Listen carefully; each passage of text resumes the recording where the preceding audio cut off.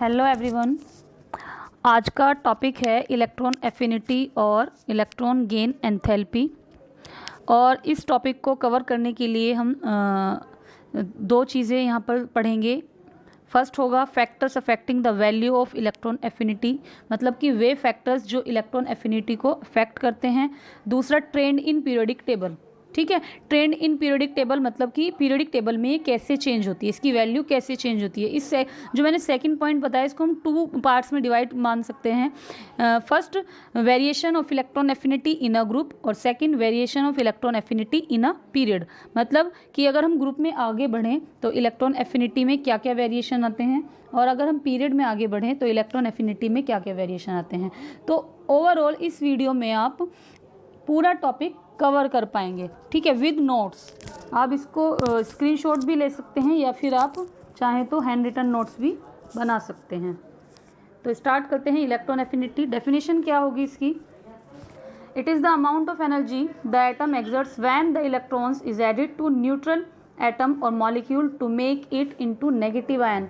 मतलब कि यह एनर्जी की वह अमाउंट होती है जो कि किसी न्यूट्रल एटम को इलेक्ट्रॉन गेन करने के बाद उसको नेगेटिव आयन में कन्वर्ट कर पाए। डेफिनेशन समझ में आई आपके कि यह वह एनर्जी है जो किसी न्यूट्रल एटम के इलेक्ट्रॉन को गेन करने के बाद उसको नेगेटिव आयन में कन्वर्ट करती है। इसी को हम क्या कहेंगे, इलेक्ट्रॉन एफिनिटी या इलेक्ट्रॉन गेन एंथैल्पी। ठीक है, तो यहाँ पर जो हमने नेगेटिव चार्ज दिखाया 349 किलो जूल पर मोल, नेगेटिव चार्ज शो करता है कि एनर्जी रिलीज हो रही है। तो यहाँ पे एग्जांपल आप देख पा रहे होंगे कि क्लोरीन हमने लिया है, क्लोरीन, और इसने इलेक्ट्रॉन गेन करके क्लोराइड आयन यहाँ पे बना लिया है। ठीक है, तो ओवरऑल वह एनर्जी जो किसी न्यूट्रल एटम या गैसियस एटम बोलते हैं, वैसे तो हम गैसियस एटम ही इलेक्ट्रॉन को गेन करता है, ये बात ध्यान रखिए। तो वह एनर्जी जो किसी एटम द्वारा इलेक्ट्रॉन को गेन करने के बाद उसे नेगेटिव आयन में कन्वर्ट करती है, उसी को हम क्या कहते हैं, इलेक्ट्रॉन एफिनिटी। ठीक है, और जो नेगेटिव चार्ज है यही हमें बता रहा है कि एनर्जी जो हो रही है रिलीज हो रही है। ठीक है, अच्छा, इसकी एक और डेफिनेशन आप लोग लिख सकते हैं। इसकी दूसरी डेफिनेशन ये होती है, ध्यान दीजिएगा, the energy released when A gaseous atom accepts an electron forming a free gaseous ion. मतलब कि रिलीज होने वाली वह एनर्जी जो किसी गैसियस एटम द्वारा इलेक्ट्रॉन के एक्सेप्ट करने के बाद गैसियस आयन बनाए, उसी को हम क्या कहेंगे, इलेक्ट्रॉन एफिनिटी। ठीक है, एक बार फिर से बता रही हूँ कि वह एनर्जी जो किसी गैसियस एटम के इलेक्ट्रॉन को एक्सेप्ट करने के बाद एक गैसियस फ्री गैसियस आयन बनाए, उसी को हम क्या कहेंगे, इलेक्ट्रॉन एफिनिटी। या इसको दूसरे वर्ड में हम ये बोल सकते हैं कि किसी गैसियस एटम से इलेक्ट्रॉन को एक्सेप्ट करने के बाद नेगेटिव आयन में कन्वर्ट होने में जो एनर्जी रिलीज होती है उसी को हम इलेक्ट्रॉन एफिनिटी कहते हैं। ठीक है,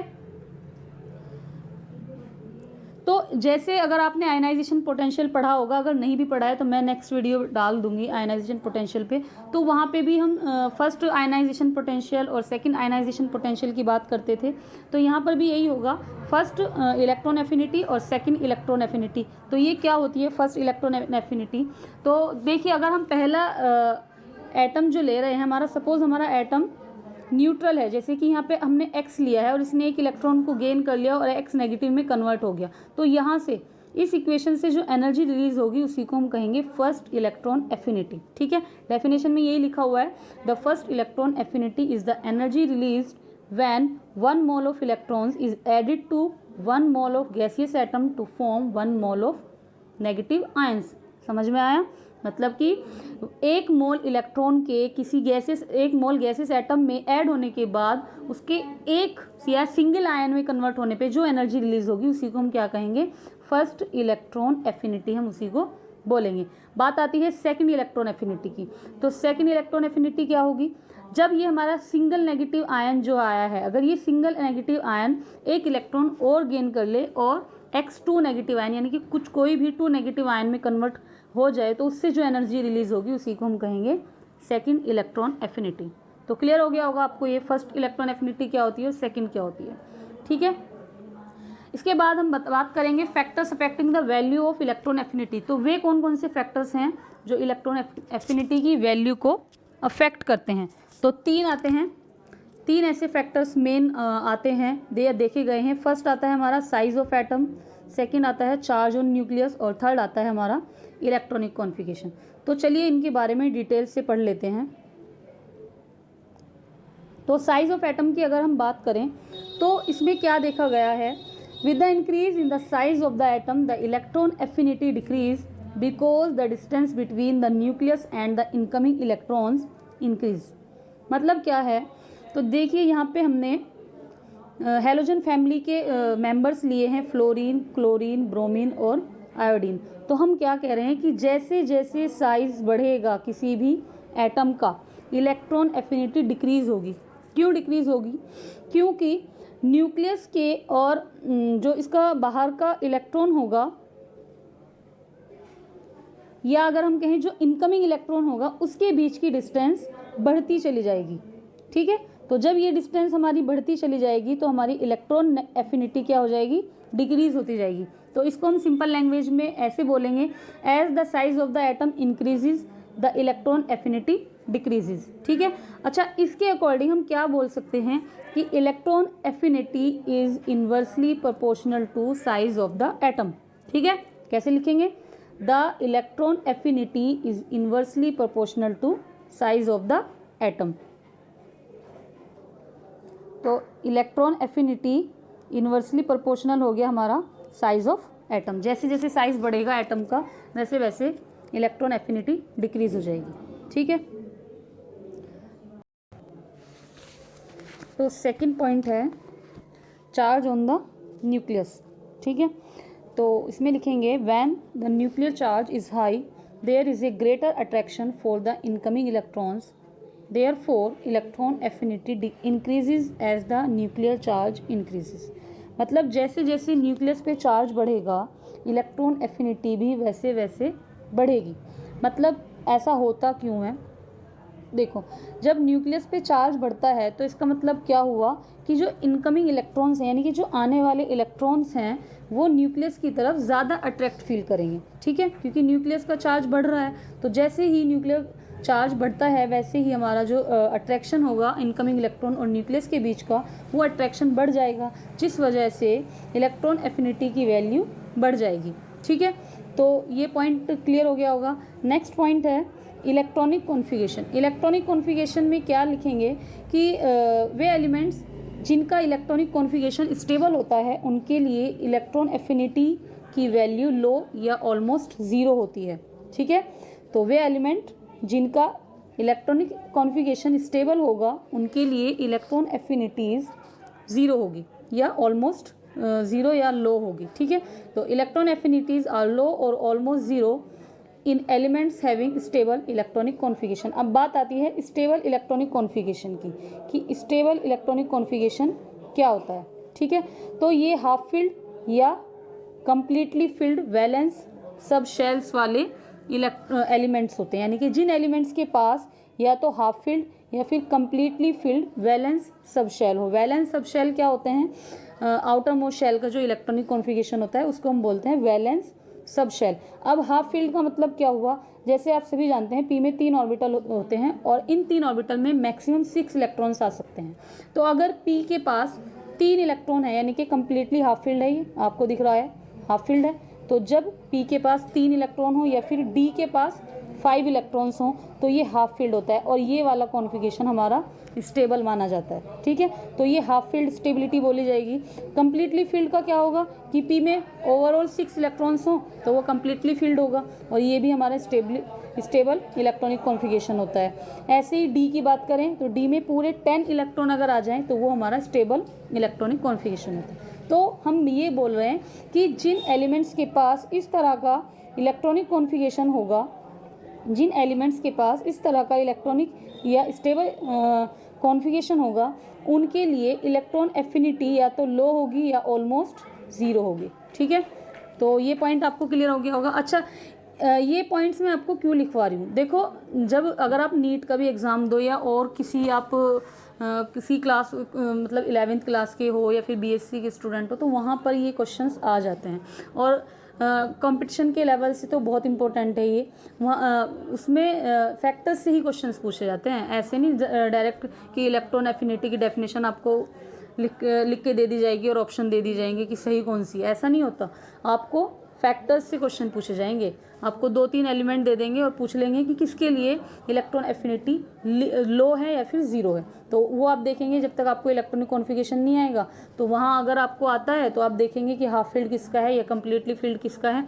3 ऑप्शन आपके सही वाले होंगे और एक ऑप्शन अगर आपका अलग है या गलत है तो वो आपका मतलब अगर आपसे पूछा गया है कि लो वाले कौन से हैं, तो 3 तो आपके ऐसे इलेक्ट्रॉनिक कॉन्फ़िगरेशन होंगे जिनमें ये ना तो कंप्लीट फील्ड होंगे या ना फिर हाफ फील्ड होंगे। वहाँ पे मतलब ऐसे ही रैंडमली होंगे, P में 2 या D में 3 या इस तरह से, तो वो आपके नहीं होंगे ऑप्शन में सही। और सही आपका कौन सा होगा, जिनके पास स्टेबल इलेक्ट्रॉनिक कॉन्फ़िगरेशन होगा। ठीक है, तो ये आपको पूछे जाते हैं MCQs में, तो ध्यान रखने लायक बात है ये। ऐसे ही size of the atom factors भी इसी तरह के क्वेश्चंस लेके आता है कि उसमें आपको कई सारे एलिमेंट्स दे देंगे, एक ही ग्रुप के एलिमेंट देंगे। बेसिकली एक ही ग्रुप से ही तो आप बताएंगे कि सबसे छोटा कौन सा होगा। तो उसमें आपसे पूछा जाएगा कि किसकी इलेक्ट्रॉन एफिनिटी सबसे ज़्यादा है या किसकी इलेक्ट्रॉन एफिनिटी सबसे कम है। तो सबसे ज़्यादा किसकी होगी, जिसका कम होगा, और सबसे कम किसकी होगी, जिसका ज़्यादा होगा साइज़। ठीक है,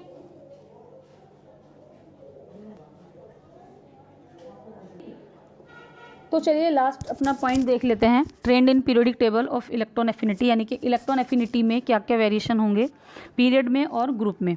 ठीक है, तो अगर हम बात करें ग्रुप की तो फर्स्ट पॉइंट लिखेंगे variation of electron affinity in a group. इसमें क्या होगा, in general the electron affinity decreases in a group as the atomic number increases. मतलब अगर हम किसी ग्रुप में आगे बढ़ेंगे, ग्रुप में कैसे आगे बढ़ते हैं, ऊपर से नीचे आएंगे। तो अगर हम किसी ग्रुप में ऊपर से नीचे आते हैं तो जैसे जैसे एटॉमिक नंबर इंक्रीज होगा इलेक्ट्रॉन एफिनिटी डिक्रीज होगी। क्यों होगी, अभी बताया तो था भाई, अभी बताया था, क्योंकि साइज़ बड़ा हो रहा है, तो साइज़ बड़ा हो रहा है तो इलेक्ट्रॉन एफिनिटी डिक्रीज होगी। ठीक है, सेम वही फैक्ट है इसके पीछे, कोई नया फैक्ट नहीं आया है, क्योंकि अभी हमने बताया कि साइज़ ऑफ द एटम कैसे इलेक्ट्रॉन एफिनिटी को अफेक्ट करता है। जैसे जैसे साइज़ बढ़ता है इलेक्ट्रॉन एफिनिटी डिक्रीज़ होती है, और ग्रुप में आप सभी जानते हैं ऊपर से नीचे आने पर साइज़ इंक्रीज़ होता है। जब साइज़ इंक्रीज़ होगा तो हमारी इलेक्ट्रॉन एफिनिटी डिक्रीज़ होगी। ठीक है, इसका एक्सप्लेनेशन भी दिया है, this is because the atomic size increases and therefore effective nuclear attraction for the electron decreases. यानी कि इलेक्ट्रॉन का जो इफेक्टिव न्यूक्लियर अट्रैक्शन होता है वो डिक्रीज़ होता है, जिस वजह से इलेक्ट्रॉन एफिनिटी भी डिक्रीज़ हो जाएगी। ठीक है, तो ये पॉइंट हमारा कहाँ से आया है, factors affecting the value of electron affinity से। सेकंड है हमारा variation of electron affinity in a period, ये भी वहीं से आएगा, देख लो आप। In general electron affinity increase in a period as the atomic number increases. In a period the nuclear charge increases and the atomic size decreases. In a period the nuclear charge increases and the atomic size decreases। तो इसका explanation भी वही है जो अभी हमने पीछे किया था, nuclear charge on the nucleus, कि जैसे जैसे हम पीरियड में आगे बढ़ते हैं